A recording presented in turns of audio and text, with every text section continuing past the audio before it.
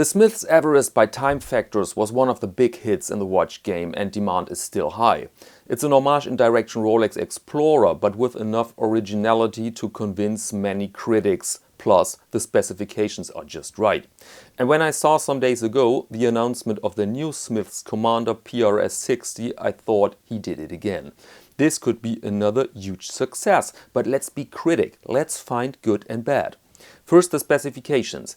We have an automatic dive watch with a case diameter of 38 mm, a length lug to lug of 45, height is 14.6 and a lug width of 20 mm. The watch has a sapphire crystal, a screw-down crown and is waterproof up to 300 meters.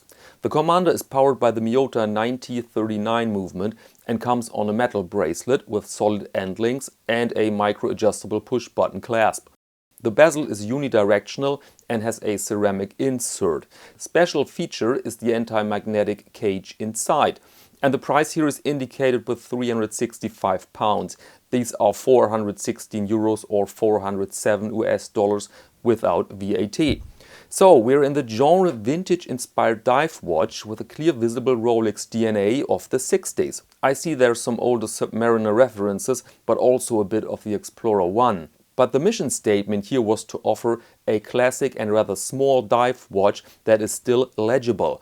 Timefactor writes, "The challenge was, because of the bezel, the dial size on dive watches is often reduced. Despite a case diameter of just 38 mm, the visible dial diameter on the Commander is 28 mm, which is the same as the dial on the 40 mm GMT Master." Quote end.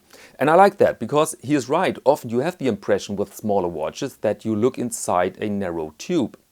But let's study the dial itself now. Black with a pretty dominant use of superluminova old radium. That can be divisive. There are people that see old radium just as another color, good looking.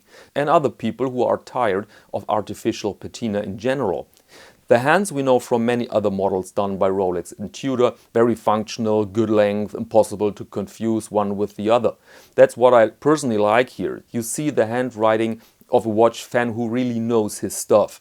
Same thing with the bezel. No design stunt here, simple, legible, very close to iconic role models. So the look of the watch I see here clearly as a big plus. Also the performance of 300 meters water tightness and the very functional oyster bracelet. And then sapphire ceramic insert, you name it. But let's speak about the height. What's going on there? 14.6 millimeters. There's no Valjoux 7750 inside, so why this height? We had the same debate with other watches from Zeno and recently with a watch by Circular. All chubby babies. And one important reason here is the anti-magnetic cage. The thing needs room, so it's a bit like an extra strong bumper. Will be bigger, there's no way around it. Then the movement. The first Everest came, as far as I know, with ETA movements, so Swiss made. Due to increasing costs, now many watches come with Miyota movements from Japan, and I see this as a clear downside. On the other hand, it's true, you cannot equip a watch around the 400 euro or dollar mark with an ETA.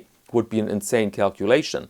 So I'm a bit uncertain here. The watch fan wants his ETA or a Celita, and the more reasonable thinking part is happy about the rather low price for the watch. 400 euros and then you have these specifications, the deal is just great.